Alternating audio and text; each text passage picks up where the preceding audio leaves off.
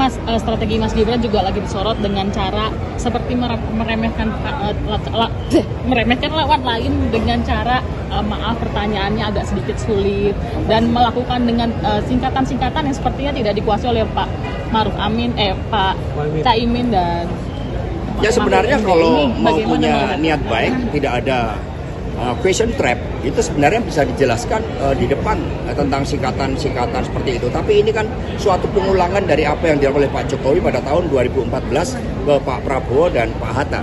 Sehingga ini adalah suatu question trap yang kemudian seharusnya tidak perlu dilakukan. Karena tujuan kita adalah untuk mencapai suatu gagasan yang terbaik dari para calon wakil presiden sebagai pendamping presiden di dalam meningkatkan kesejahteraan rakyat, politik anggaran, digitalisasi, dan sebagainya. Ada lagi, apakah sudah puas dengan performa? Kalau kami lihat monitoring dari sosmed, maka Prof. Mahfud itu memiliki restriksi yang paling kecil.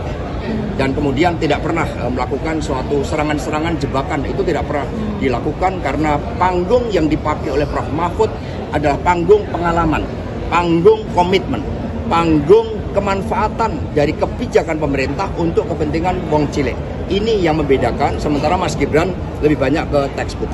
Ada satu lagi Mas yang disorot soal adanya visi misi Mas Gibran yang sama dengan Pak Ganjar disebut oleh netizen seperti hilirisasi dari nikel dan segala macam. Ini katanya sama persis dengan apa yang mau dilakukan oleh Mas Ganjar. Ada tanggapan? Yang berbeda adalah Mas Gibran tidak menyebutkan kemanfaatan hilirisasi untuk rakyat, integrasi dengan perekonomian rakyat. Sementara Pak Ganjar mengedepankan hilirisasi dalam konteks Indonesia yang berdiri di atas kaki sendiri di bidang ekonomi, di mana anak-anak bangsa, kaum cerdik pandai itu diberikan ruang yang begitu besar.